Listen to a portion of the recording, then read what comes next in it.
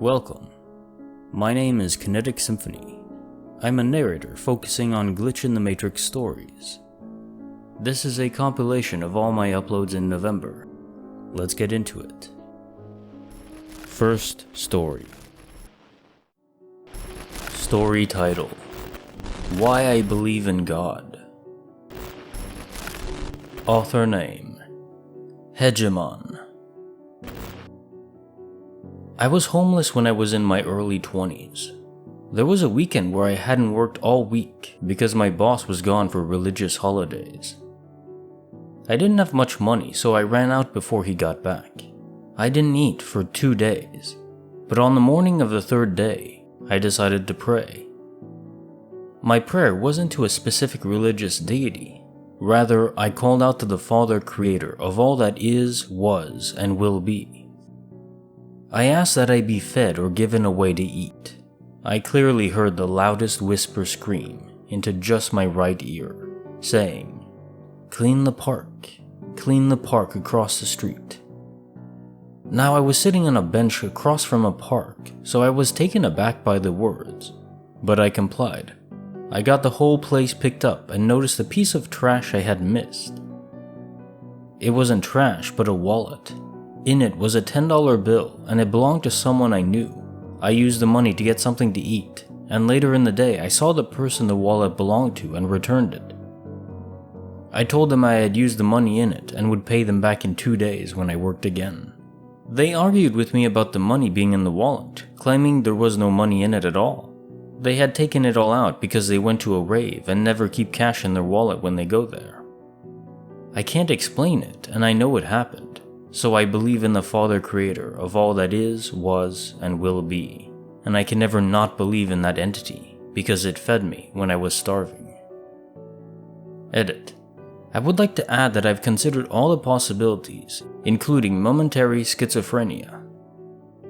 As it has only happened to me that one time though, and I've fasted for longer since then, it was very profound for me on a deep level. Either way, I will believe in the Father Creator as it harms no one, and I don't preach it to others. I'll sometimes share this experience, but it was my experience, and one can choose to accept it or reject it when they hear it told. I'm okay with people not believing it as well.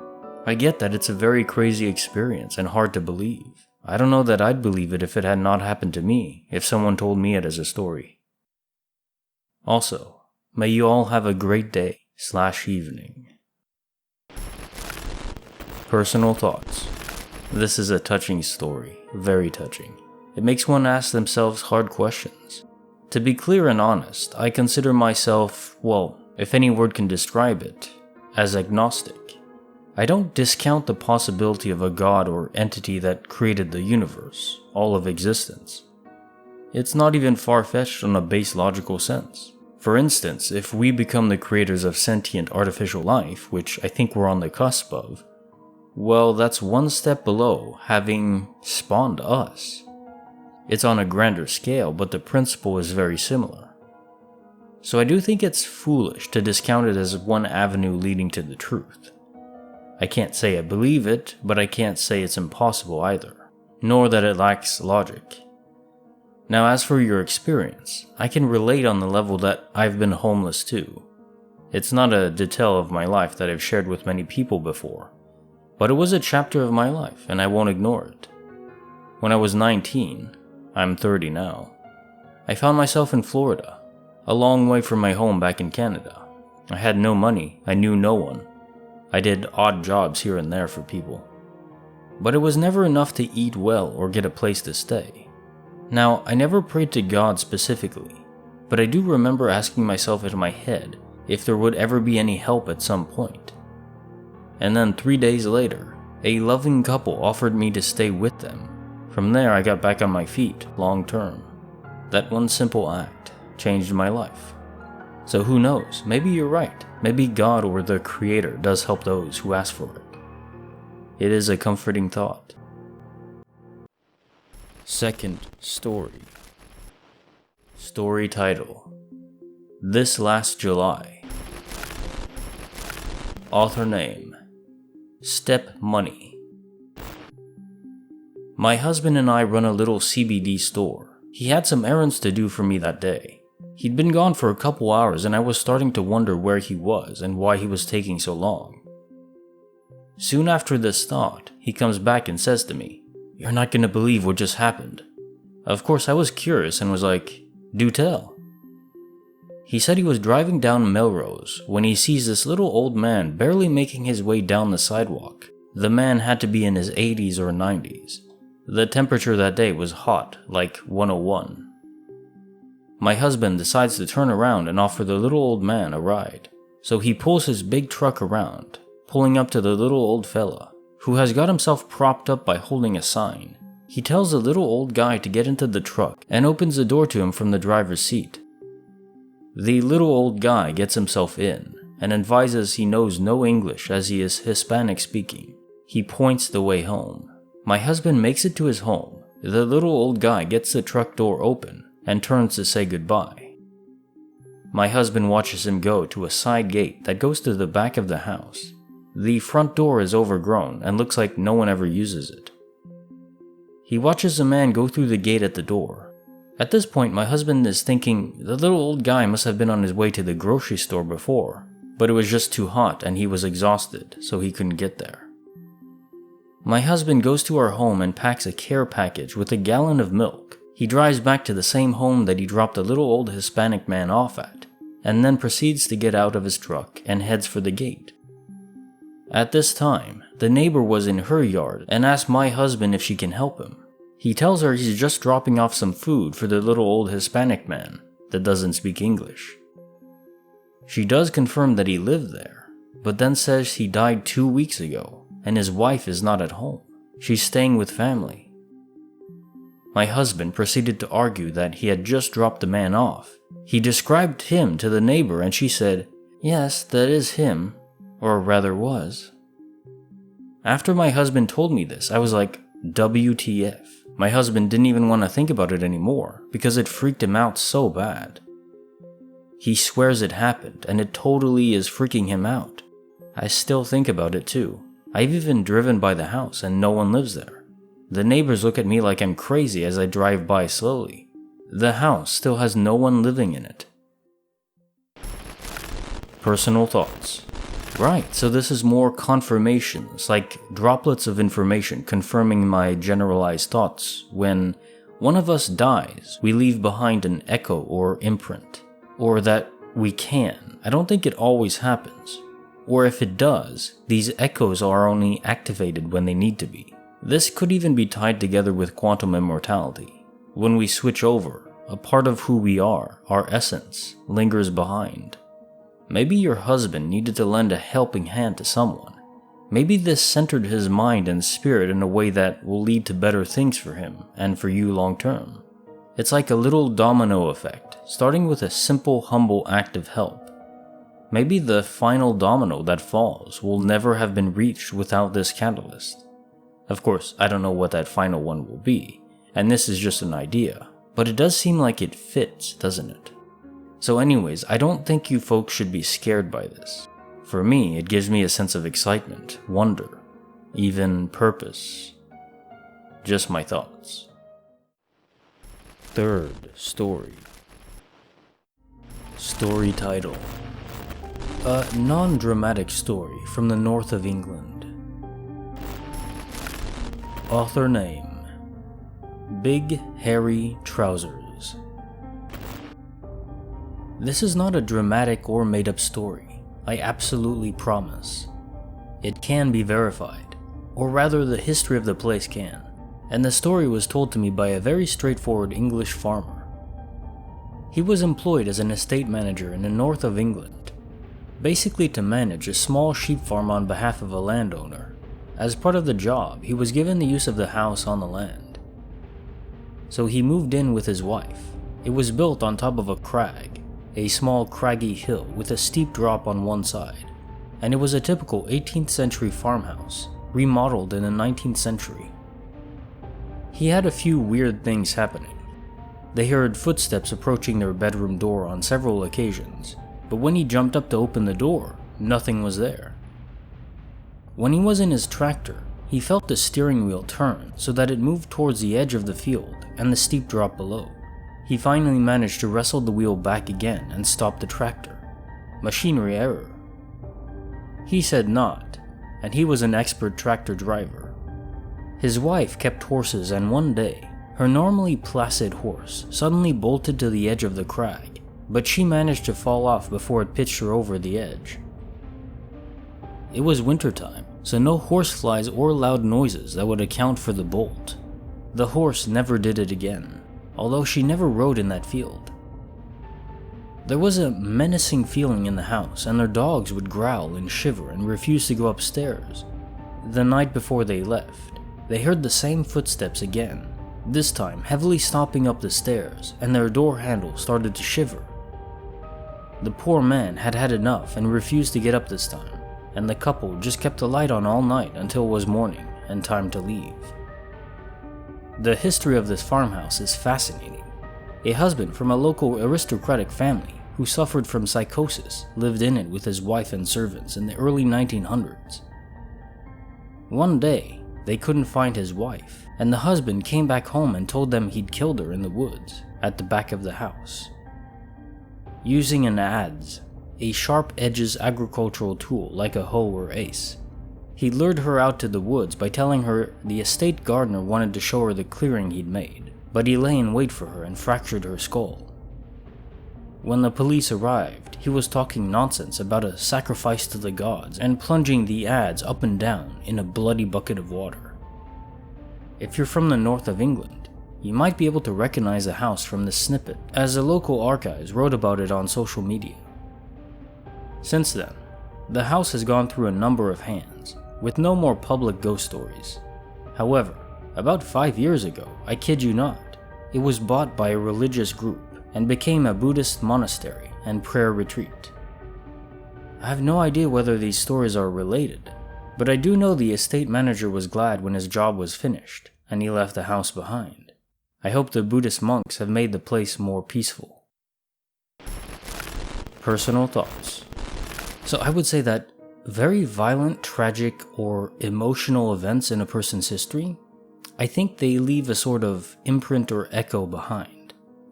Now how this manifests or how long it lingers for, that isn't always clear or linear. I also think that some people are more attuned to sensing this kind of echo, similar to birds sensing magnetic fields. So it really isn't a shock to hear that these Buddhists somehow found this place and made it a monastery. I guess they were drawn to it. It just fits.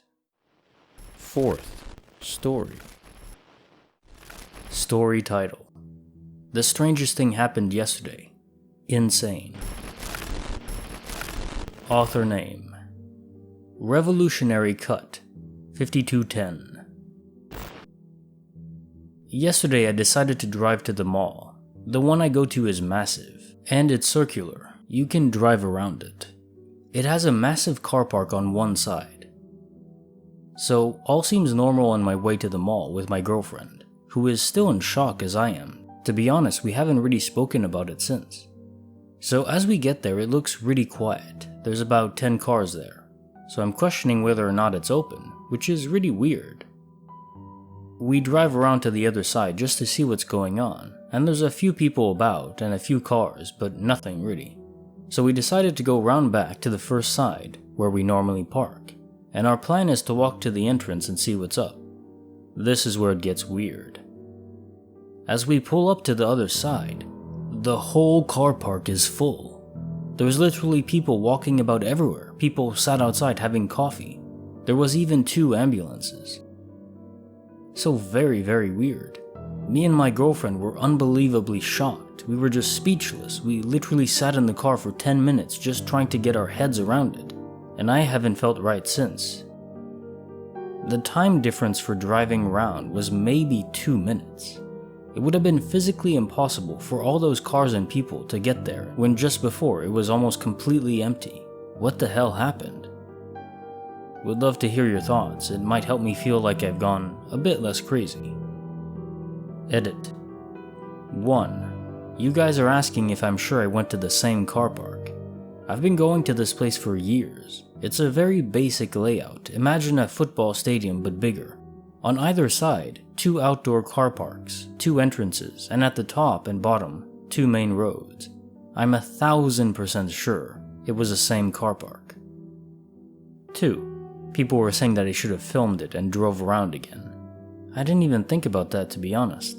I just sat there not really understanding what happened. Even now, I'm questioning myself, my sanity. The last thing I wanted to do was drive around the other way to see what happened then. Personal thoughts. So I believe you when you say that you've been to this mall so often that you wouldn't confuse directions or levels. But it's weird. I mean, it's like a parallel universe crossover, but there's no clear catalyst for what would cause that transition. Certainly not a quantum immortality scenario, because you are in no danger and don't remember dying in any way. And also, how would that even work if you're with someone else? Actually, that's a good question. Does quantum immortality, are you tethered to people close to you? Well, that's just a tangent. Doesn't really apply in this case. I don't know what happened here. Weirdly, I feel unsettled reading this. It seems rather innocuous. It's just people appearing at a mall, but I don't know. It almost feels like you saw a reality that shouldn't exist. Or at least a scene of it. Fifth Story.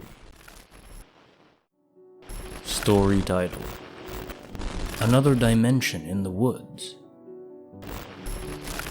Author name: Raven Wings 7. I have so many stories to share, and they're all true, but some are so out there that they may seem fake.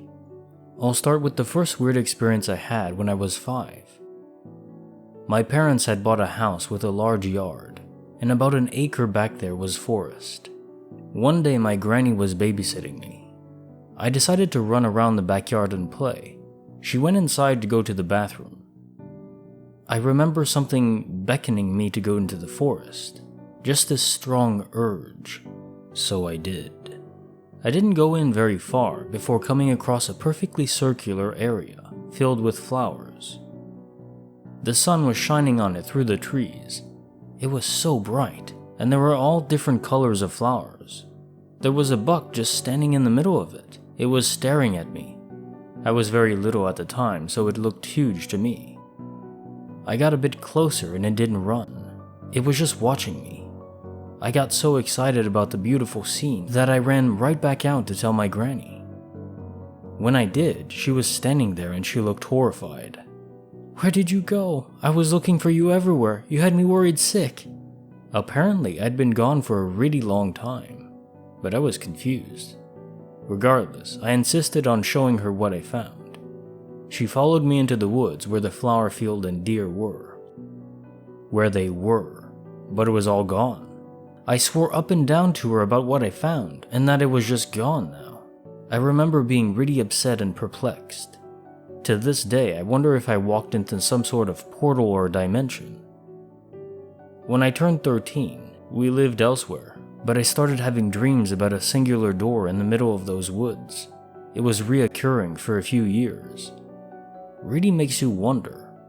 There's so much we don't understand as humans. Personal thoughts. Your description of the area almost sounds like Narnia in spring. Clear, bright, intensely alive. I'm honestly not sure how to process this glitch though, because I've never heard one like it. Besides the time loss, which so often parallels alien abductions, we all know that. It doesn't at all strike me like that in this case, especially given that it happened during broad daylight. Though I guess it's possible. It's also unusual to be abducted at 5. It's too young, so I'm definitely not leaning that way. One thing to note though, do you remember how it smelled? Because smell is the most potent connection to memory in our senses. So if you dredge up smells, you can sometimes uncover related memories that might give more clues. I know it happened a long time ago though, so I'm not expecting anything.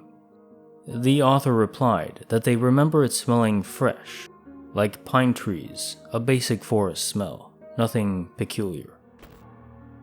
Consider leaving a like, and also sharing the video with any friends you may have that are interested in this kind of subject. Apparently that can help a new channel out a lot. But don't feel any pressure. If you'd like to subscribe, I upload Monday, Wednesday, and Friday. at 6 p.m. EST. I'll see you all there. Sixth Story. Story title: My entire classroom of students and teacher was replaced. Author name: Bojack Edit. This happened about 6 or 7 years ago when I was still in college. Some quick info about me and the class to help with the non-logic of the situation. It was mid-semester, so I knew the building and classroom by heart at this point. Honestly, no chance of a brain fart moment by choosing the wrong building.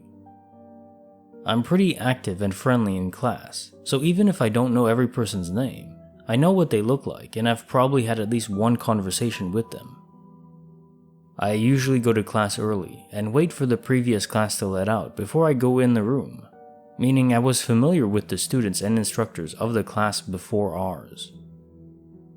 It was rare, but sometimes the class would meet in a different location, like the library. I had 2 of my best friends in the same class as me, and we'd hang out in the courtyard after class. So to the story, I happened to be running late this particular morning. No biggie. I had great attendance and figured the instructor wouldn't mind me being 5 minutes late. I get to the building and go down the hall to my classroom. It's quiet, but that's not too strange since classes have started. I open the door to my class and everyone in the room, every single person, stops and turns to look at me, which is common practice when someone interrupts the class. But staring back at them, I didn't recognize a single damn person in the entire room. Not a single face was familiar. I close the door. I double check the room number, 134, and it's correct. I walk outside, double checking the building, B, and it's also correct. Okay, I think class is meeting somewhere else and I missed the memo. Again, no big deal. I'll get notes from my besties. So I wait in the courtyard and my friends show up at 11:40. Our class ends at 11:30. I ask them where the class was, and they say, "What are you talking about?" I explain what happened, and they just stare at me like I've got 2 heads. Then one dude says, "Dude, class was in the same room at the same time. You sure you're not just confused?" Well, I am really damn confused, because I know I was in the right building, at the right time, in the right room. But apparently my class just wasn't there. I even asked the instructor during the next class, and he confirmed what my friend said. Still bothers me to this day, and I can't explain it. Edit. Since a couple folks asked, I'll add that I asked the instructor during the next class if the previous class had been in a different room or time slot, and he said no. He also confirmed that no one arrived late or opened the doors after class started. Personal thoughts. Okay, well thanks for that edit. It's what I was going to ask, if you spoke to the instructor. My only logical, quote-unquote, thought was your mind somehow glanced over the faces, not recognizing them, but the instructor would have noticed you popping in and out suddenly. So I don't know. Apparently that didn't happen. I don't really have any theories on this one, it's just weird. Only other question I can think of is, did you see the class end, the people walk out? You said that you just left and your friends came to see you after, so I guess you didn't wait around. Oh, did you recognize the instructor who was teaching the class that was just different? He wasn't your instructor, but do you know who he was at all? Do you know what class he teaches? Maybe you could try to track down that teacher, and maybe get a sense of what's going on. And that concludes our stories for the night. I hope you liked them. If you did, hit the like button and consider subscribing. I upload Monday, Wednesday, and Friday at 6 p.m. EST. 7th Story. Story title: My friend's house just disappeared. Author name: A-Trian8. Yesterday I was going over to a friend's house that I've been to 100 times. We live on the same street about 2 or 3 miles apart. I literally turn right out of my street onto the main road and drive straight to their house. It's the only house in the area completely surrounded by farmland. It's got a huge amount of bushes and trees surrounding it, to the point that they literally call it the jungle. It cannot be missed. Here's where the glitch comes in. I'm driving down the road and I come to a curve that I've never seen before and think, what the hell, am I on the right road? There has never been a curve here. I follow the curve around and end up going around a county block roughly a couple miles. I decided to drive back to my house just to be sure I'm on the right road. I get home, grab some beer out of the fridge and head back out. I drive down the exact same road and once again end up at this curve, and once again drive around the block. Their house was not there. At this point, I truly believe I'm losing my mind. I look down at the clock and over half an hour has passed. It wouldn't have taken anywhere near this amount of time to drive the distance I have, even with the quick stop at my house. I come up to the intersection again and think, I'm going down this road one more time, and then I'm heading home. Because I am losing it. I head down the road again, and lo and behold, there's the jungle in all of its glory. I pull in and my friends are like, dude, where have you been? And I explain to them what happened. There is no explanation. I don't know if I went into the Twilight Zone or something, but I drove directly by their house twice, the only thing within miles, and it was not there. Anyone have any idea what could have happened here? Personal thoughts. So lately there seems to be a lot of posts related to time loss or perception anomalies this past week. Question, did this happen during the night? I can't help it, but in my mind, it always swings over to abductions when driving or time distortions are involved, but it's rare for that to happen during the day. So based on describing your friend's jungle environment, I'm guessing it wasn't nighttime since visibility would be low. So in that context, I'm stumped. Someone else recently had a story involving time loss too, but with heavy fog. Nothing like that in your situation. Just driving down the road and leading to that curve that shouldn't exist. Past that, I wonder if you remember any of the homes that were in your friend's place, where it should have been. Or was it just road and no homes at all, just fields? My other gut instinct is just telling me that you somehow made it to an area that doesn't truly exist. Or it was like a transient crossover to another reality. Again, there's like infinite realities, so who knows? Maybe one of them, in fact, certainly one of them, involves the area where your friend lives in this reality being just farmland. But don't ask me how you crossed over or why or how you came back, because I have no idea. The author replied to my response, stating that it was around 3 p.m. Everything about the area was exactly the same, just without the house. The whole place is surrounded by farmland, and that's all there was, between the intersection leading to their house and the curve that I now know is located past their house. Eighth Story. Story title: NPC spotted in the wild. Author name: Fleedom Socks. My son and I stopped at the gas station the other day to fill up. As I was preparing to get out of the car, my attention was drawn to a woman walking from the store back to her car at the pumps. I don't normally stare at people, but I watched her. She was an overweight white woman, but proportional. She had on a white t-shirt with a band name on it, yoga pants, brown hair the color of fresh tree bark. She walked in a diagonal line from the store to her car, which was to my right. A piece of her ponytail had come loose and was in her eyes, and partially stuck to her mouth, coffee in her right hand. I snapped out of it and got out to pump my gas. I shooed my son back in the car when I was done, and when I sat down again, I saw her again. It was exactly the same. She was in the same spot that she was when I first noticed her, and doing the exact same thing, walking from the store to her car at the pump. I rationalized with myself that she just forgot something and went back inside. But the more I watched the second time, the more it felt exactly the same. The same invisible diagonal line to her car, the same types of steps, her hair placement, the coffee in her right hand. Then my son chimed in. Didn't she already do that? Look, I know it sounds nutty, but I'm pretty sure I just witnessed a glitch in the Matrix with this NPC. Personal thoughts. Okay, that's cool. This is a rare, lighthearted, funny glitch. I like it. So yeah, it's possible she just forgot something and went back inside, then back in the same way. Was she listening to a podcast or music? I know when I go for a bike ride or just a walk, I'm often listening to music or podcasts at the same time.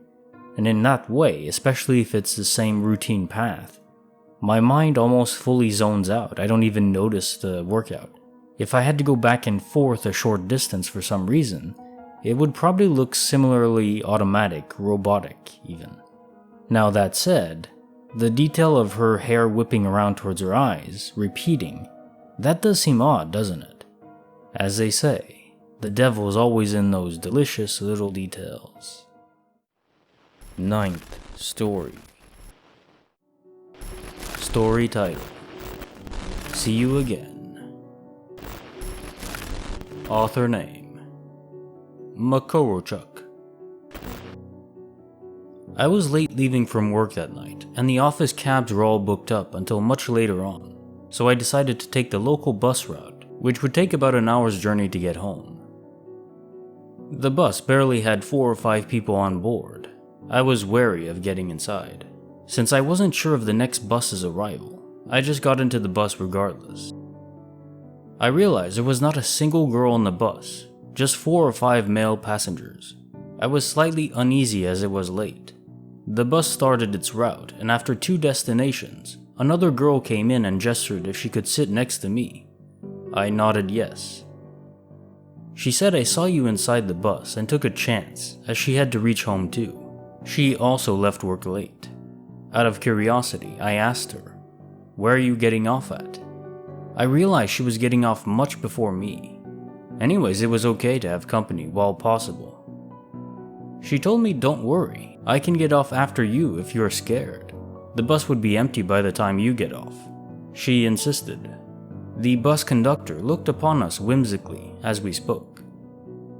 When it was my destination, I told her to reach her home safely, then thanked her for the generosity and company. We shared smiles and a hug.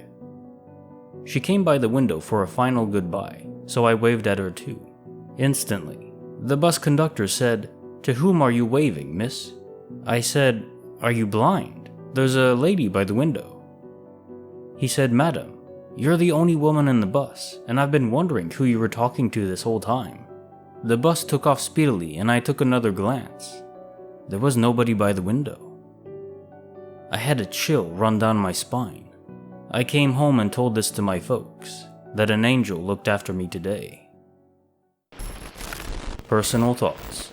So I think that you needed to feel safer in that specific moment.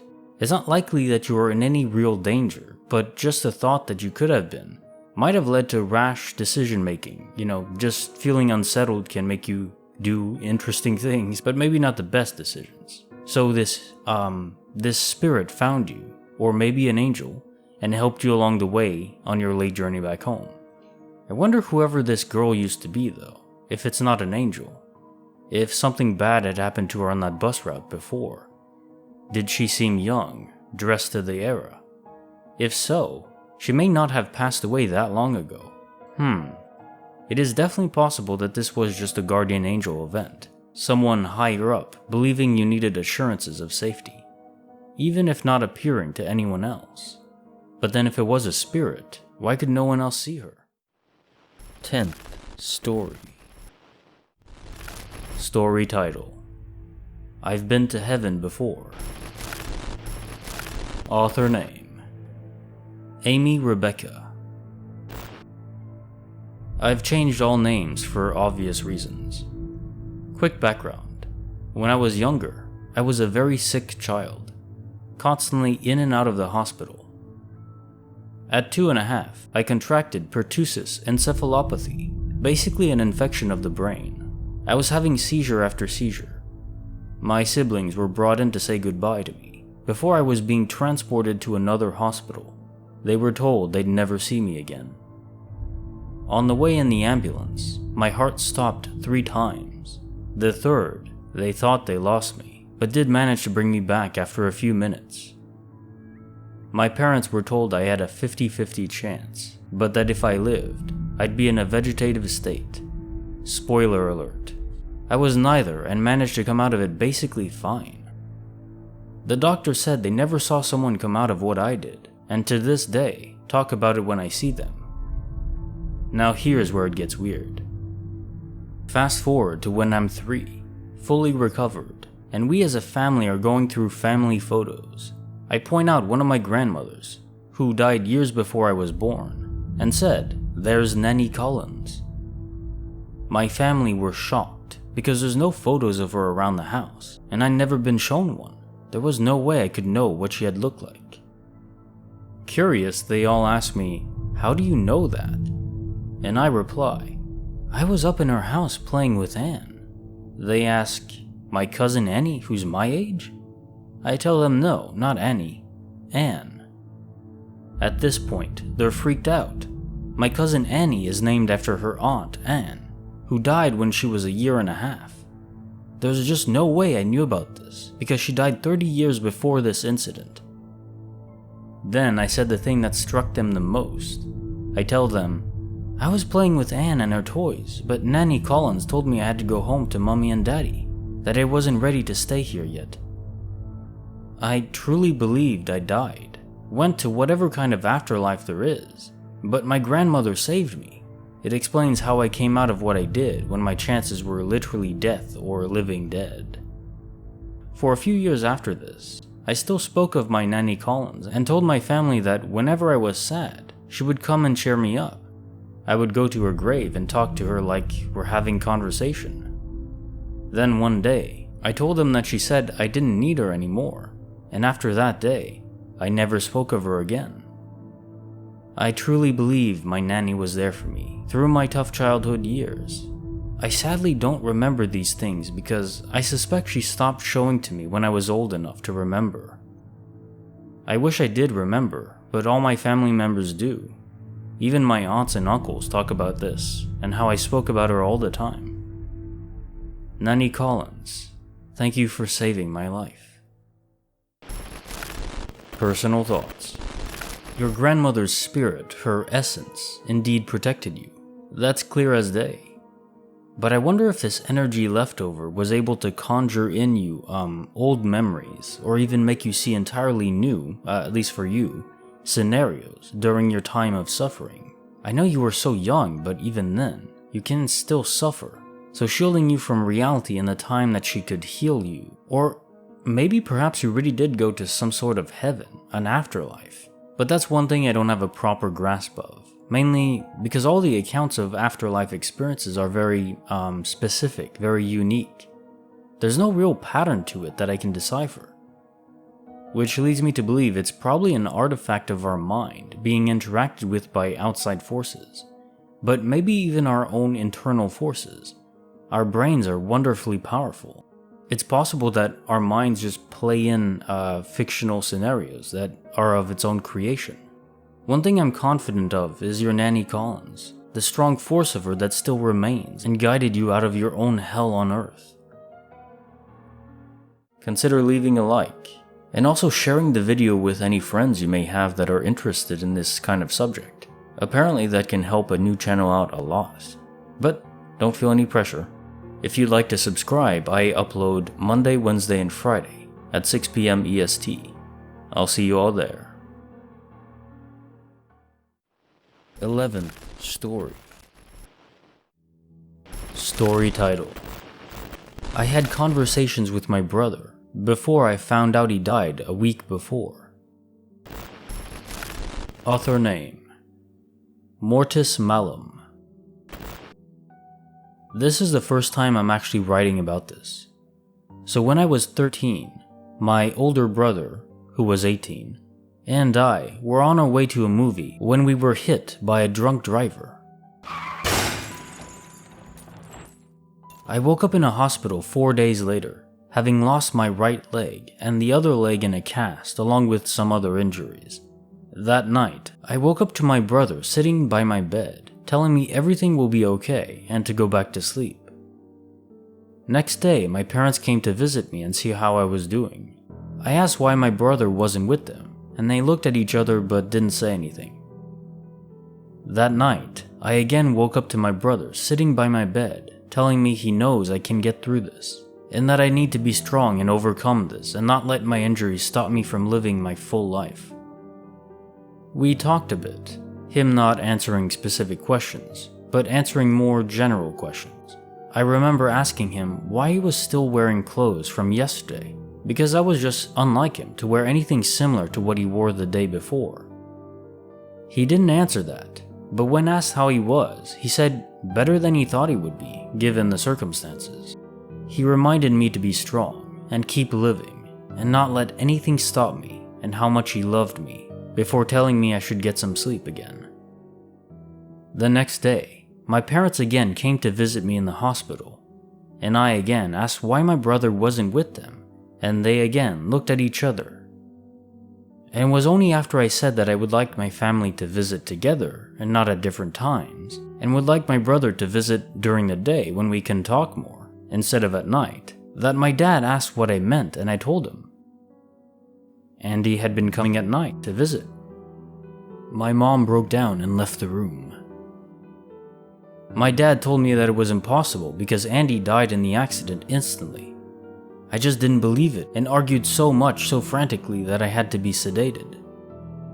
That night, I had no visit, and next day, parents brought a newspaper article about the accident.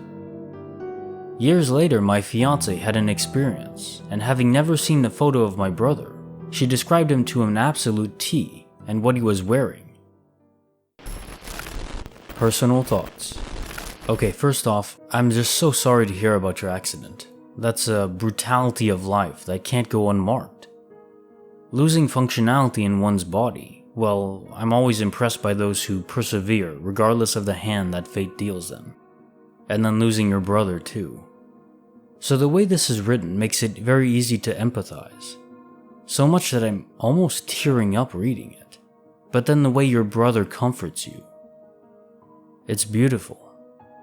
And this is so perfectly fitting with my own theory of ghosts, that they're echoes or imprints, probably left behind by powerful events or emotions of the deceased. They're appearing to us in times of need, distress, maybe even just to comfort when they can. It's pretty touching to read this.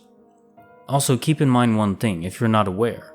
Your brother is almost certainly still living, just in a parallel universe. Time still passes at the same rate, as far as we know, between them. So he's out there in a different reality, not even realizing he died in this one. You could almost consider that a form of heaven or reincarnation, if you'd like.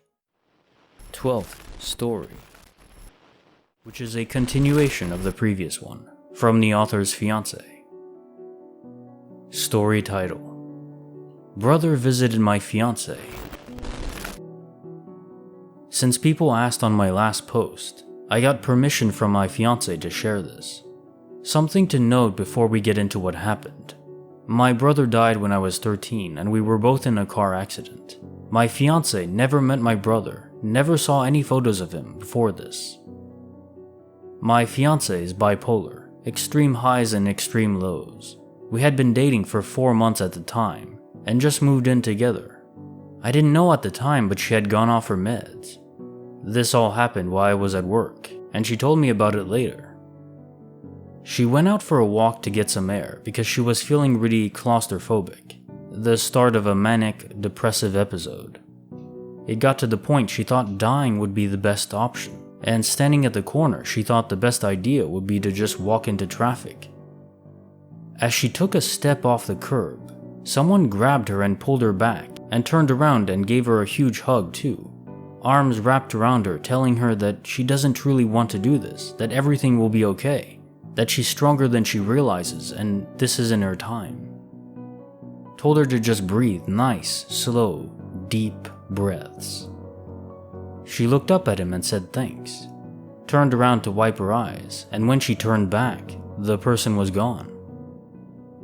She told me about this when I got off work, and she wanted to post about it online to see if she could find the guy to say a proper thank you for his help and saving her. It was when she started saying what he told her and describing him that my heart started beating fast. I knew who helped her. She described him as being 17 to 18 athletic, slightly taller than her, dark brown shaggy hair, a big freckle birthmark under his eye with a blue shirt that said J.S. Jenks in yellow letters. It brought me back to the visits I got in the hospital. The shirt my brother wore on the day of the accident when I saw him by my hospital bed. I told her I know who helped her and I can't explain it. I told her it was my brother and she said it was impossible. It was a real person. She even got mad at me for suggesting it because she never believed in ghosts or spirits or anything like that. A big skeptic. I asked her to please trust me, and that night, we drove to my parents' house and I went to the basement and found a picture of my brother and asked if that was who helped her. And her face went pale and kept asking, how is it possible? I had no idea what to say because I didn't know either, but I told her how he came to me in my time of need, and how it looks like he came to her in her time of need as well. Still crazy to think about, and I definitely can't explain it. Personal thoughts. Okay, so your brother's echo or spirit is truly an MVP, saving you from perhaps a crushing ending from depression, and then years later your girlfriend at the time from committing suicide. This is very interesting too, because she wasn't near the car crash. You know, the old myth is that ghosts are bound to a specific location related to where they died, or if there's some emotional possession, they could travel with that. I think it's just a myth though. Space itself isn't a consideration for the leftover remnants of former human beings. It seems like energy just moves around, can be where it needs to be. More considerations here from your fiance's account, touching on skepticism. It's very normal to question reality, to ask questions and not believe things on blind faith, at least the important things. I think it's a healthy instinct. But I think there's a disconnect between being skeptical and simply never asking questions or peering down avenues that might lead to the truth because they're socially taboo. I think this is a mistake. There's so much in this world that we don't yet understand, down to fundamental forces and right up to the celestial heavens. So I think, question it all, read personal accounts from people. Let's figure out what's going on in this world. It's the only one we have, at least for now, until Elon Musk gets us to Mars, which hey, might be soon. 13th Story. Story title. Someone please explain what happened. Author name. Bald-headed Ho. I've always heard about our world as we know it, potentially being a simulation or matrix. Never did I actually feel like this could be true until this one incident happened. One day after work, I plopped down on my bed, ready to watch some TV and just relax. I grabbed the remote and turned on the telly and started flipping through channels to find something good. While I was doing this, I put a cigarette in my mouth and was waiting to light it until I found a decent show. Just staring at the screen, I suddenly hear something slide off and fall off my bedside table. I assumed it was just my lighter, because I was always dropping or knocking off my lighter. I thought to myself, well crap, now I gotta reach down and pick it up. I'll wait till I find something to watch. I finally came across Family Guy, and even though it was a rerun, there was nothing else really decent playing at the moment. I turned to place the TV remote down on the bedside table and noticed my lighter is sitting there. Confused, I think, what was it that had fallen and made that noise earlier? I lean over and look down in between the bed and table and see a pair of batteries right next to each other and nothing else. I didn't think too much of it until I picked them up and suddenly remembered that yesterday I had taken the batteries out of the remote to clean the inside of the controller and forgot to put them back in. Then I quickly remembered I had just used the remote to turn the TV on and flip through the channels. I hurry and open it up thinking someone else must have put new ones in, and to my surprise, the remote was empty. No batteries. Once I made this realization, I tried to turn the TV off. Nothing. It doesn't work. I tried to change a channel, but nope. I smirked and said out loud, "Oh, now that I know there's no way this remote can control the TV, it suddenly can't anymore. I either have telekinesis, or I'm in some kind of matrix or simulation. Personal thoughts. This reminds me of that Twilight episode, A Matter of Minutes, where there are human-like entities that construct every single minute of every day, piece by piece. That's how time gets there. Of course, it's more of a mind exercise than a claim on reality, but it does make you wonder if our future isn't scripted, programmed, or maybe updated here and there. Of course, that questions free will. It questions what we know about physics, because we really shouldn't be able to predict the future or change it. And then there are small details, like the batteries in your remote being gone. It's a tiny detail, really is small, but it's so odd, and it really should be impossible. What really perplexes me is that as soon as you realize the glitch, it stops working. Almost like our own perception of errors provides the signals to the developers that something isn't right, and then they update it. 14th Story. Story title: A Glimpse of the Future. Author name: Ermisador.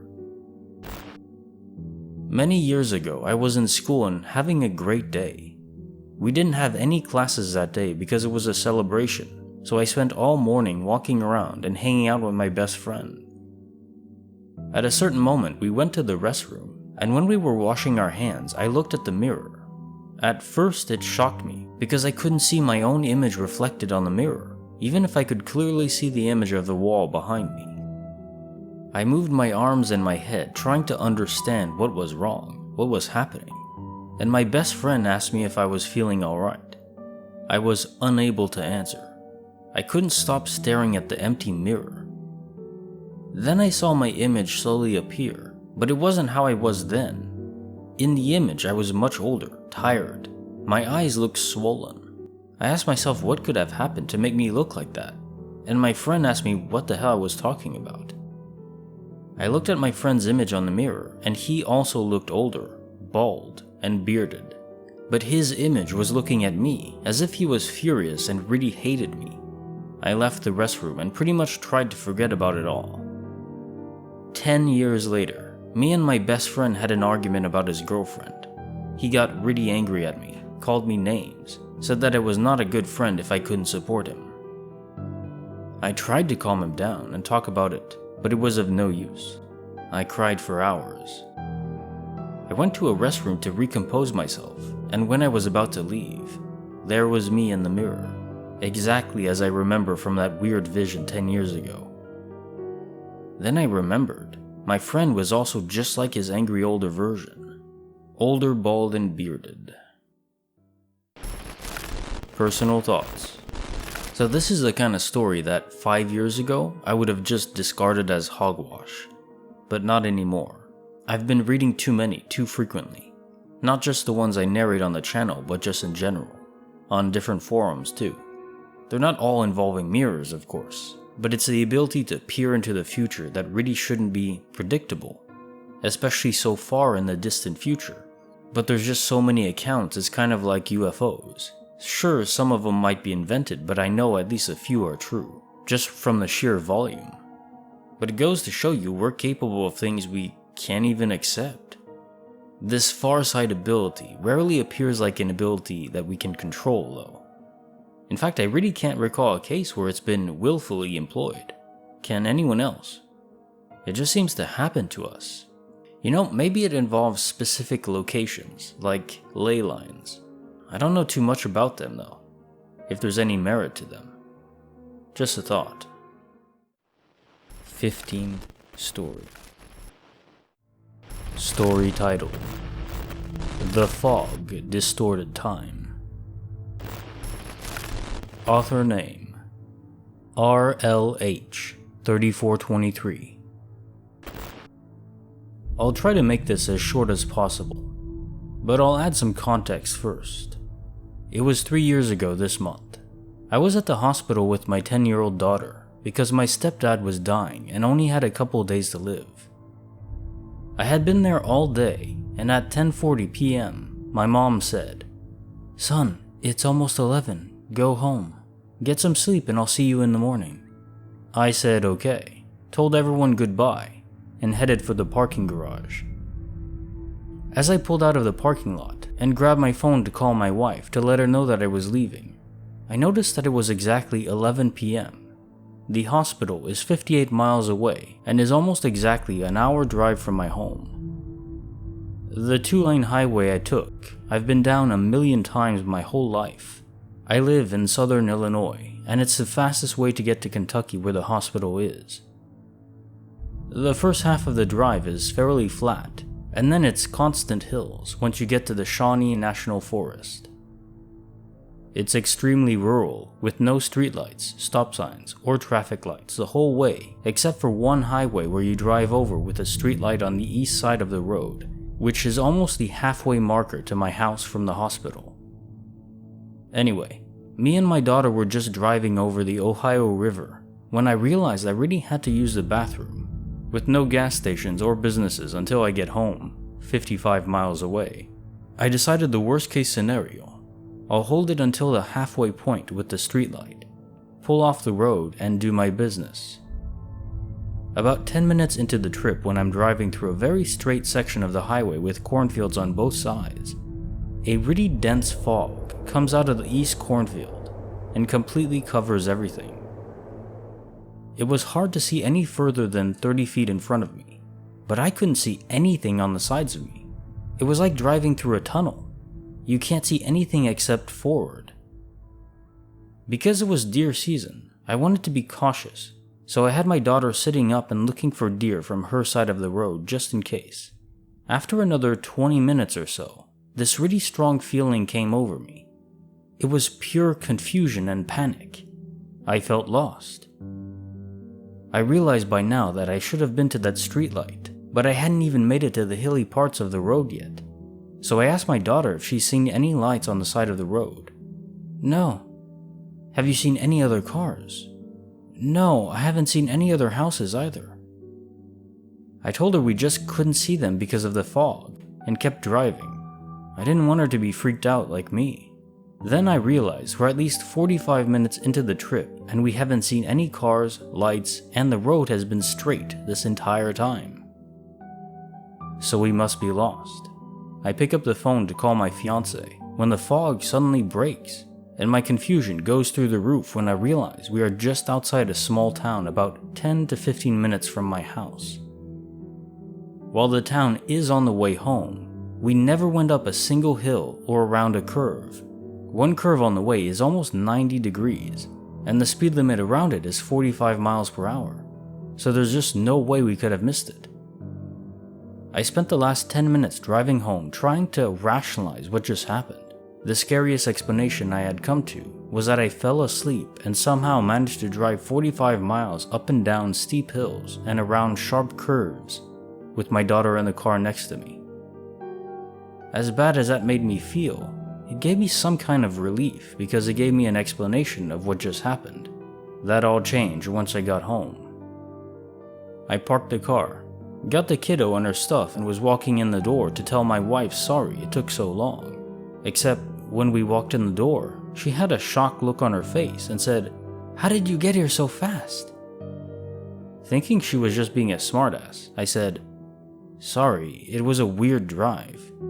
There was really bad fog and I couldn't see anything most of the way, and that's why it took so long." She replied, "What do you mean it took so long? I just talked to you on the phone 20 minutes ago when you called and said you were leaving." Me. That was over an hour ago, at least. I called you at 11 o'clock. Her. Babe, I know, but it's 11:20. I looked up at the clock and it was 11:20. I checked my phone and it was 11:20. Went to the kitchen and checked the stove. 11:20. I checked my phone again to verify, and I did call her at 11. I was just freaked out, so I pulled her outside and quietly explained to her what happened, so my daughter didn't have to hear anything and become as freaked out as we were. We couldn't come up with any explanation, so we just went to sleep because I had to be back at the hospital as early as possible. We never spoke about it again. We just forgot about it overnight. I didn't even remember it happening the next day. Then, just about a week ago, all that changed. I was telling my wife about a comment I read on here about a girl and her parents road tripping, coming up on some dense fog. They were lost. They stopped at a gas station they'd never seen before, but some weird guy there just kept telling them to leave. Something about the story seemed really familiar to me, and then out of nowhere my daughter says, "Dad, that reminded me of the creepy fog we drove through when Papa was in the hospital." I asked her what fog, and as she was telling me in detail what happened and how she was scared because how freaked out I looked, it all came rushing back to me. I remembered everything, which really freaked me out that I had forgotten what happened. Then it all just came back to me all at once, like a flood.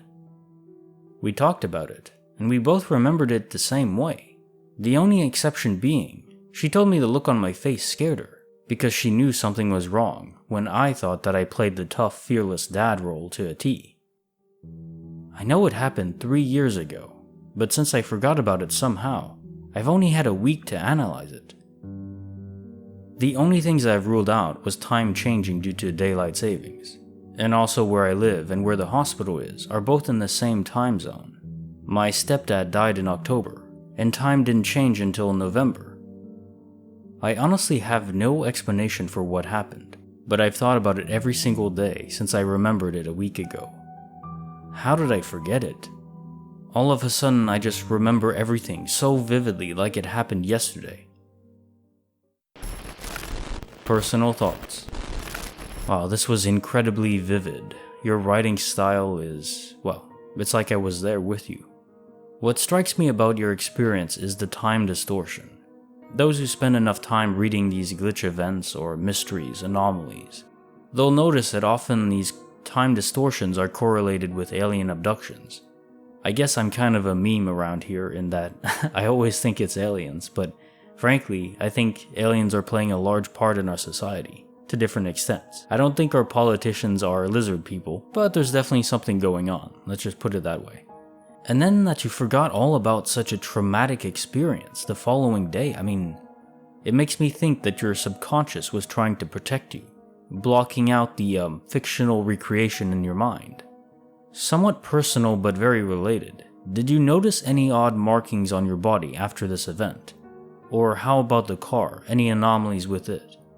The oddity about this story is usually in abduction events, the car itself isn't moved. It's just time that changed, but the people are still in the same general area after.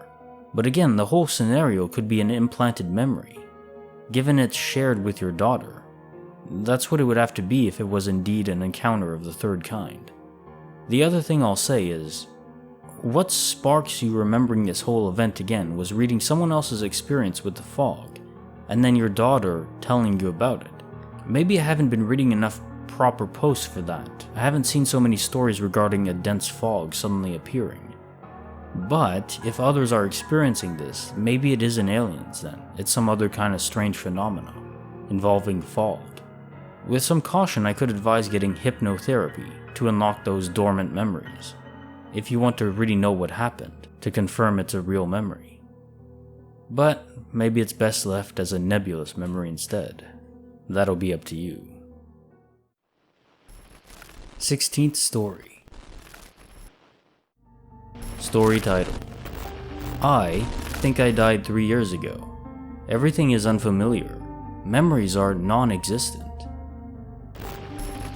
Author name: Dead Away 2021.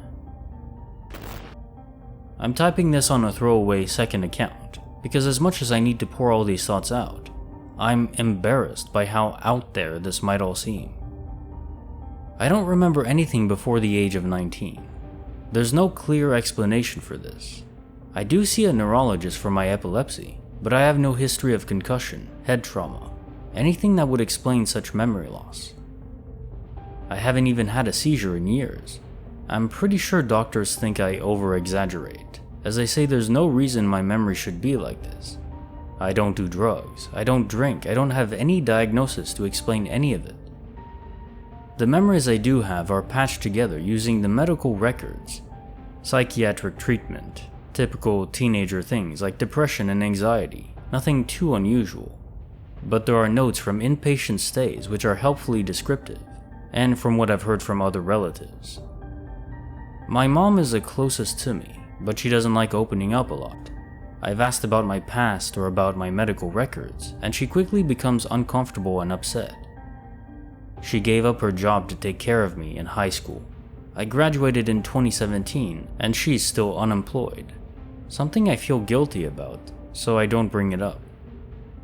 My earliest solid memory that feels real and not made up by secondary sources is the first time my boyfriend picked me up. We matched on Tinder. It was January, snowing, dark and late at night. I was 19. I was a very sleepy person back then. I remember I'd sleep the entire time until it was time for me to go back home. He's still lovely.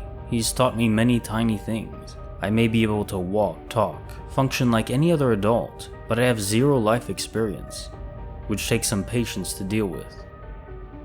The hardest part to put into words of this whole thing is why I haven't noticed any of this earlier. Why at 22 is this like a weird revelation? It felt like I just randomly woke up in this body one day, and I didn't think much about it until 3 years later. It's a lot to take in, I guess. And I'm getting more annoyed with this body, day by day. This entire time, this body has been a pain in the butt. And that's where I came up with this theory that this body should have and might have died some time ago. First off, my teeth. God, my teeth. I get questions from dentists, why are your teeth like that? And I have to give them some crap response like, I took a lot of medicines as a teen, or whatever seems fitting from my medical records. I just so quickly try to make sensible answers rather than just saying, I don't know. The pain, there's holes in my teeth, they're rotted. Why the hell are they like this? I don't know, but it's freaking painful. It's like I have the damn teeth of a corpse. And my lungs, my chest, everything hurts. Damn asthmatic lungs. I never feel hungry either. But I do like pizza and coffee, call that basic. But eating, drinking is more pleasure than necessity for me. Not an issue, as I am always tempted into cravings. Another annoyance is the obligations. Eating, drinking, as I mentioned, an important obligation, nevertheless. Calling my dad and other relatives. I forget often because I don't have much memories of them, but I'm fully aware it's an important social obligation. Yet here I am, still in this weird body, keeping up with all my obligations and responsibilities and all that. It's all strange, weird. I'm happy that I wrote it all down though, got it all out, even as incoherent as this may seem. But reading some of the posts in the sub showed me that I'm not alone in this sort of experience. Personal thoughts.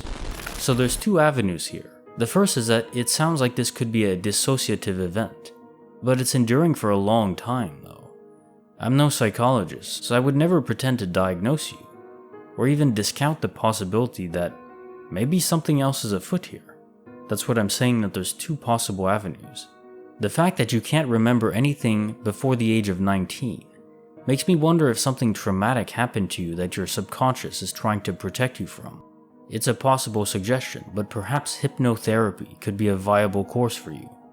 But I would suggest talking with a psychologist first, if that's something on the table for you. You know the first thing supernatural that pops into my head while reading this?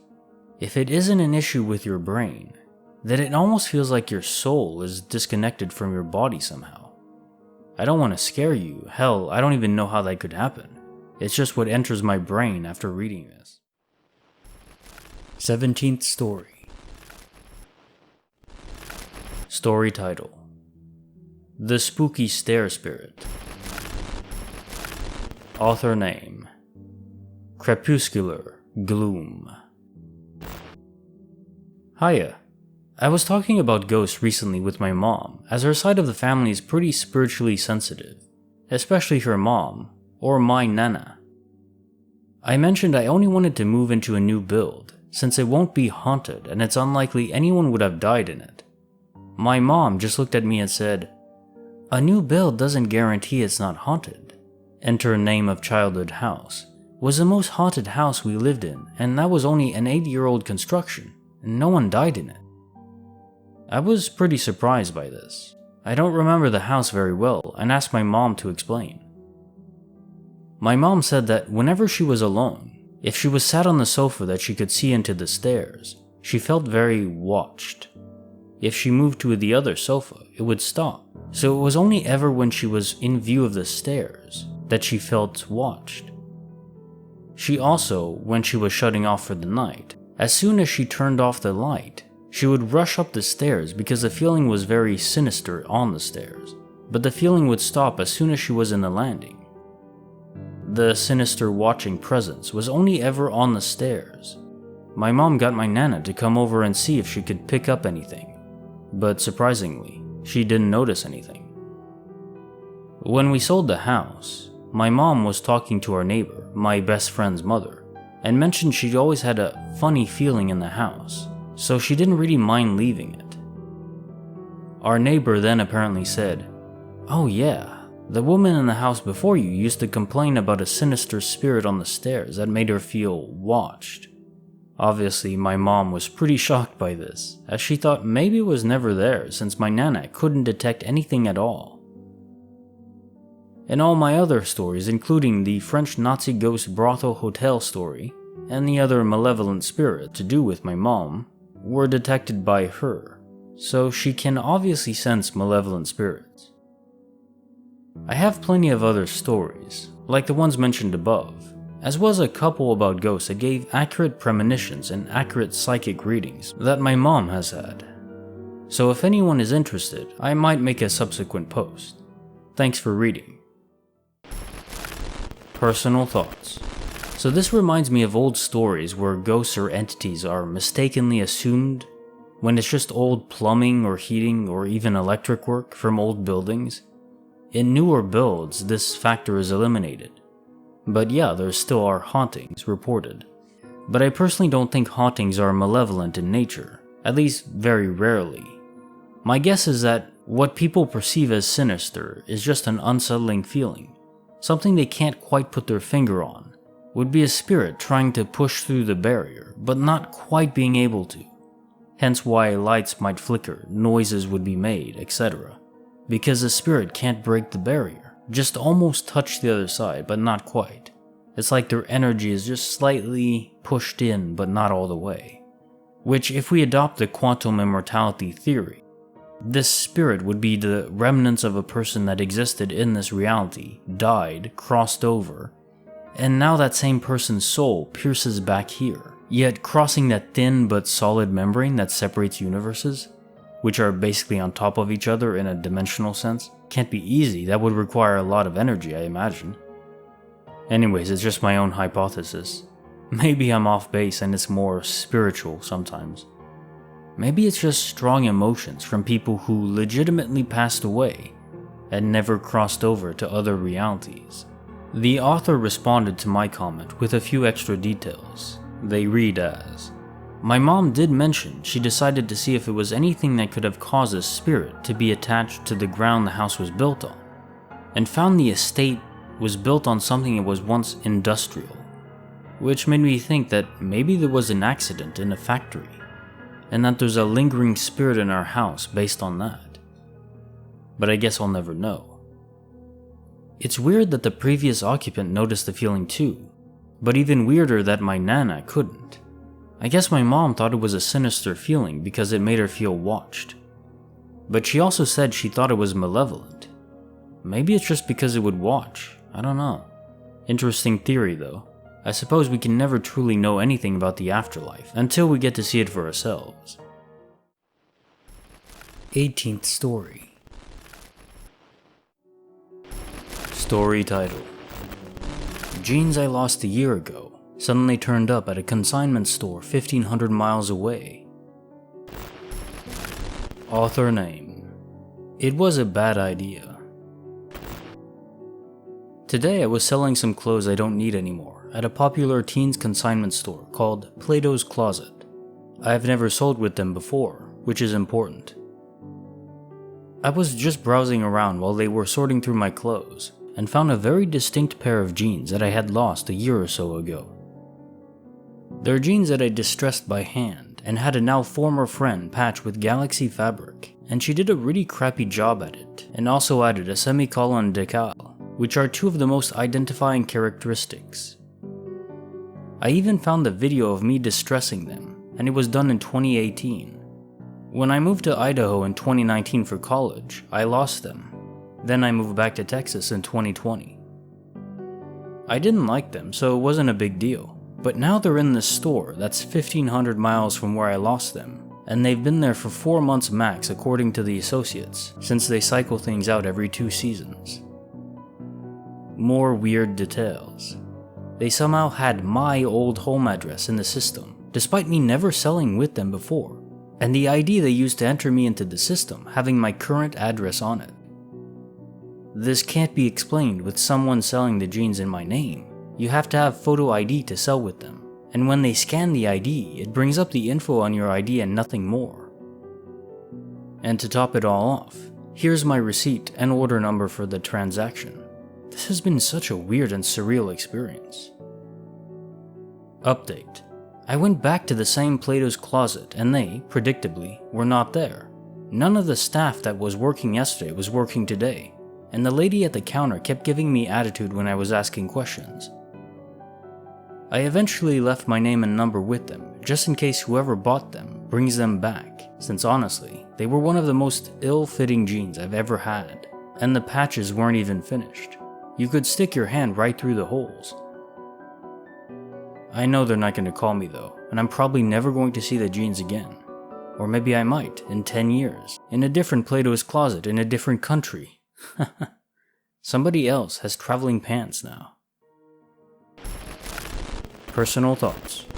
So reading through this, I thought it was just going to be another detailed story regarding a crossover or parallel reality event. However, given you went back and the employees were all different, and the pair of jeans gone, it feels more like a trickster at play. It could just be a coincidence, but I don't know, maybe a prank by your friends, perhaps. Or by some entity. The 666 on the receipt doesn't strike me as evil, I don't know. It seems too on the nose, you know? Maybe it's just how you wrote the story, though. The whole thing gives off a vibe of being silly and odd at the same time. Like those mind-bending pranks you see on YouTube sometimes. Definitely let us know if you do happen to come across the jeans again. Second story. Story title: I died, but I'm still here.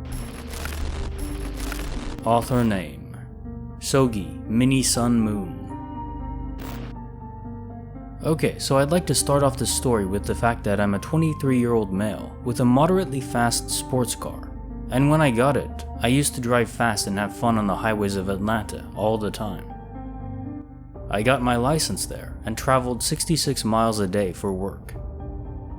Anyways, this one night, at approximately 10:30 p.m., I was on the I-20 coming from Lithuania and driving through Atlanta back to my house. I remember I was doing 90 miles per hour in the next lane to the fast lane, the second lane from the left on a 4-lane highway, and there was a semi-truck maybe 300 or 400 feet in front of me in the lane to my right. There were multiple cars in the fast lane to my left, like 2 ahead and 1 parallel to me. Suddenly, one of the cars to my left just starts getting over on me, like completely cutting me off. I know I was speeding, but in my head I'm like, they're about to kill me. I'm in between the semi-truck to my right, like he's parallel, and the car to my left is about to run right into me. He was so close that I expected my body to hit where his gas cap was. At this point I look at the speedometer and I'm doing 90 like I said. I screamed out loud, the loudest I've ever screamed. I'm an army vet, by the way. I literally shrieked, squeezed my eyes shut and braced myself for the fatal impact. Now I wouldn't say my whole life flashed before my eyes, but a significant amount of memories and decisions I had made flooded my mind. They appeared to me like pictures, and after what felt like minutes but surely was only a second or two, I opened my eyes, and I was doing 110 miles in the fast lane, farthest left lane, alive and genuinely confused and scared. I got off on the next exit, threw up, and passed out in my car. I don't understand how I'm alive. I died right there. My car is fast, but not fast enough to avoid that collision in that situation. I guess the universe wants me to live for some reason, but I'm certain I died there. Personal thoughts. Okay, so let me make a few things clear. You're not alone, you're not crazy. It's just reality itself that is borderline nuts. That's the truth. All the common notions we have of what reality is, how it functions, they work on a day-to-day basis, but there's so much more under the hood than most realize. So until wild stuff like this happens to you, you just won't believe it. In your case, the two clear possibilities were either quantum immortality, glitch, quote unquote, I mean really it's a feature of the universe at this point, I'm convinced, or a guardian angel situation, some kind of protecting entity that saved you. Maybe somehow gave your car a boost of speed or something. But I would say the guardian angel hypothesis is more on the glitch side or less proven, because the stories I've read regarding them feel more flimsy. Not that they're lies, I'm just not as convinced of their veracity as I am for quantum immortality, because for the latter, there's just so many stories. It's like I might as well just wake up and read the quantum immortality newspaper. There's enough to fill many newspapers. Anyways, this just means that if you're not aware what it is, it just means that your soul or your essence, whatever makes you you, is transposed into an almost identical parallel reality version of yourself. But one key detail is almost always you remember the actual death that happened. And this only happens when you actually do die, in the first reality. But this would be an alternate reality, where it's multiverse theory. Basically, any interaction between any particle spawns a new universe. And there's a lot of particles and a lot of interactions. So there aren't an infinite number of alternate realities, but the number is so large you may as well just say infinite. And this means that you can be transposed to realities that are different. And usually they're very similar, but there are small details off. Maybe some of your friends have different interests. Maybe their favorite color or food is different. Or maybe even like scenery on your way to work changed a bit. Even the smallest detail can be quality evidence that you actually did shift over. Certainly possible. Let us know. 19th Story. Story title. After a night in the woods, the radio in my car was different. Author name: An Effing Lady. This is not nearly as weird or frightening as other Glitch in the Matrix stories I've read, but it's still unsettling to me. One night, when I was a late teen or early 20-something, I went to visit a new guy I had just started dating. I was invited over to meet and have dinner with his parents, who he still lived with. I was surprised when he gave me the address, to see that they lived way out in the woods. Like the last half mile to their house was a really rough and rocky dirt road. They were probably 2 miles from their nearest neighbor, and maybe 5 miles from the nearest town. The car I owned, and drove to their place at night, had a crappy radio with some broken knobs on it. It was an old car. Old radio, and I was a broke student at the time and couldn't afford anything better. As I mentioned, I just started dating this new guy. I don't think he'd ever even been in my car yet, so he didn't know my radio was broken. This is important to the story. Since I lived in a suburb near a major city, I was always used to locking my doors. It was an absolute habit, so even though they lived way out in the woods, I still locked my car when I pulled up to their house. I went in, met his parents, we all had dinner, and then he and I sat around and listened to some music for a while, before I decided to leave and go back home. At no point were we alone. His parents were either with us or in the next room over from us, with the door open, and no one else was there. As I leave, I get into my car, wave goodbye to them, and start heading back down the dirt road. Somewhere on that dirt road, I went to turn my radio with a broken knob, but to my great surprise, there was a new knob on there, totally different from the one that broke off a month earlier or so. I was shocked, honestly, and fiddled around with the knob in the dark to try and figure out what in the world was going on. It was then that I noticed that not only was the knob different, but the entire radio was totally different. How is this even possible? My car had absolutely been locked, and I remembered locking and unlocking it, and no one out there even knew mine was broken. Not to mention, we'd all been inside the whole evening. When I got home, I did call and ask them if they happened to give me a new stereo, and they all said no, naturally. I made him ask his parents even, and I'm sure he thought I was a weirdo, but then he confirmed that nobody in their house had done it. So tell me, what are the chances that somebody is hiking deep in the woods in those 3 hours and just happens to have a car stereo with them, figured out how to jimmy my lock, installs the radio for me, then locks the car again and slinks away? I'm guessing that is infinitesimally small. Personal thoughts. How curious. The obvious answer that hops into my head is a reality transition. But the usual catalyst for this is morbid, death. And I highly doubt that happened unless somehow your then boyfriend's parents poisoned you. Let's skip that possibility. Outside of that, perhaps it's just one of those real glitches similar to dropping a pen and seeing it vanish in thin air. Or like a ball you're throwing just disappearing mid-throw. Anomalies that really make no sense and have no clear categorization, but are rather small in of themselves. Nothing that would make the news if proven, but is enough to make you think you're going nuts. But you're not, don't worry. This kind of stuff just happens. There's just oddities. It does make me think that this could be a simulation. It would make a lot of sense. But then we have to argue over semantics of what God is. I mean, is God just like a programmer? Doing a 9 to 5 in the real world? That would be interesting. So question, did you experience any other anomalies since this happened to you? Like, any details that are out of place in your ordinary life that, just were slightly off? Because this could be evidence that you did transition over to a different reality. Let us know. 20th Story. Story title: The Helpful Ghost. Author name: Automatic Stop 33. This happened when I was 13 years old.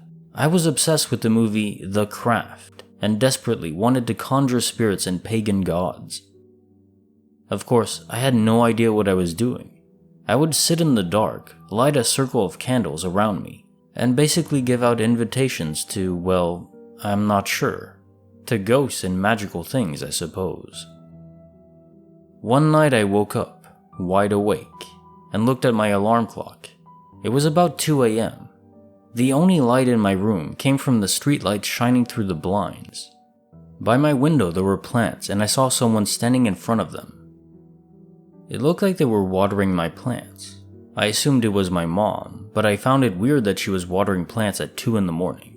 I asked, "Mom, why are you watering my plants at this hour?" That's when I realized it wasn't my mom. The second I asked my question, the figure that was watering my plants froze up. Then they turned towards me slowly, and I saw the figure's body look like it was made of solid black mass. It looked at me, eyes black and white. At this point, I started hyperventilating. The figure or ghost in front of me faded away. I did what all children do when they're scared, hid under my covers. I don't remember anything else from that night. I must have dozed off, I don't know how. That was 18 years ago. I haven't tried to conjure anyone or anything since then. Personal thoughts. So normally in situations with hallucinations at night, I chalk it up to a variant of sleep paralysis. However, it sounds like you were able to move your body, no paralysis involved. So then I'm asking myself, how does summoning spirits or echoes fit into my theory of ghosts? That they're more like imprints left behind occasionally and only appear when needed. I don't know if it's the ritual itself that can summon such an entity though. And maybe them feeling your desire to see them and choosing to appear is what brought them. Not magic per se, but will. It's an interesting idea for sure. I asked the author, "Do you remember if you felt any malevolence in that moment, fear, or just confusion?" They answered, "I remember feeling only fear. Whether that was because of malevolence or not, I couldn't say. If I had to guess, I'd say my desire to see something paranormal might have been the driving force that let them in." Continuing my thoughts, I feel like this doesn't really represent spirits or echoes. It actually feels more like a demonic apparition, but I'm really not sure. 21st Story. Story title: I Should Have Burned My Hand. Author name: Gino Sunshine 87. The other day I was cooking some eggs to eat them. They were in a pot of boiling water, shells and all. I have to mention that most of the time, I'm thinking about several things at once, and I'm hardly ever able to actually focus on one. Thanks, ADHD brain.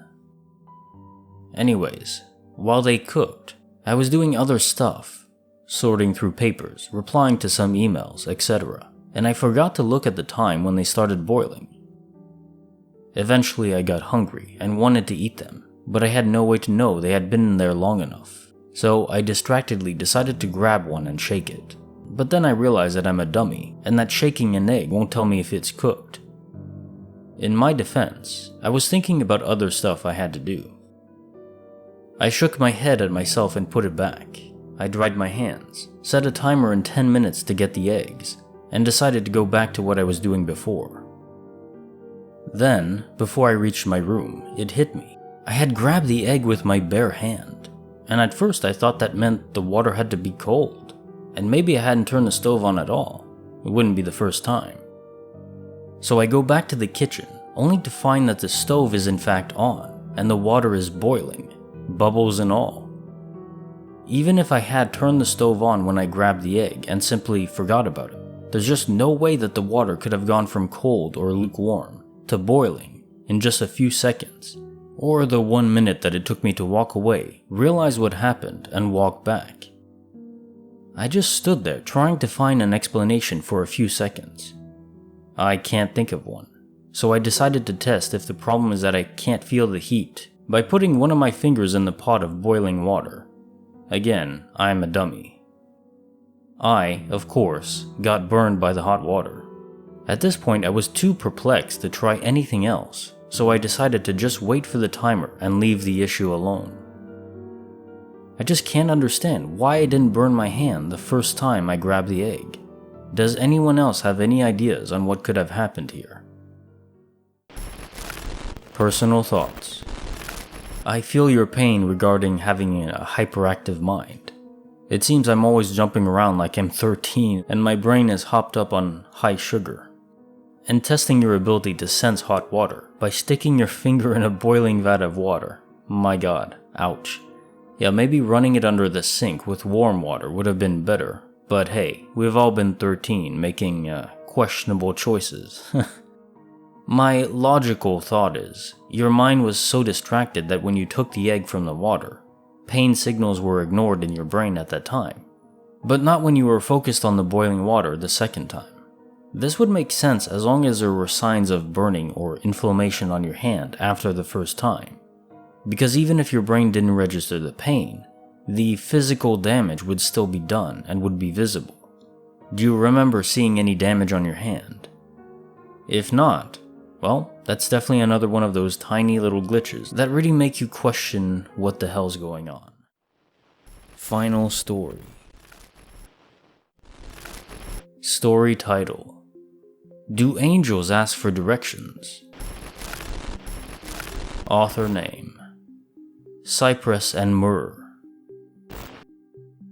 I will preface this by saying that I'm not religious per se, but think I'm very open to spiritual encounters. Yesterday, I was walking through town and found a video compilation on my phone of Kenneth Copeland acting insane, of course. In one of the clips, they zoomed into his eyes, and I got a chill that ran through my whole body. My eyes widened, and I became paralyzed by fear.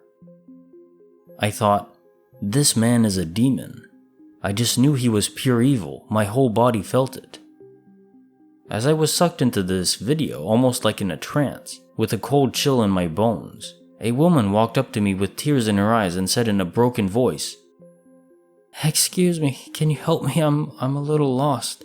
I'm looking for Fulton Street." I confirmed, Fulton Street. With her voice so shaken, her eyes wide and scared, she repeated, "Yes, I'm a little lost. I'm looking for Fulton Street." Her face genuinely looked like a frown emoji, but with more sadness and fear. I said, "Yes, okay, Fulton is 2 blocks that way. Just keep walking." And I pointed south. She nodded her head, still shaking from fear, and started walking south. I felt a rush of compassion, and my heart just tore for this terrified old lady. I called out, "I'm sorry," as she walked away. And then suddenly across the street, the Queen of All Saints church bells started clanging loudly.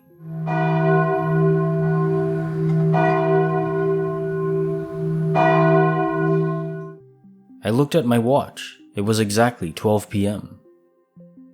This is not objectively paranormal, I know. But this woman snatched me out of the demonic spell of Copeland's eyes, like shattering a sheet of ice. After the whole exchange and the church bells, I began feeling overwhelmed emotionally, and I actually cried.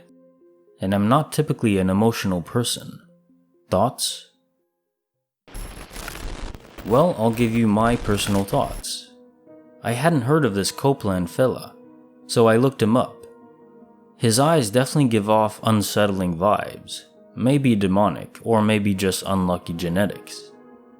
It almost seems like this ghost was there to help you, protect you.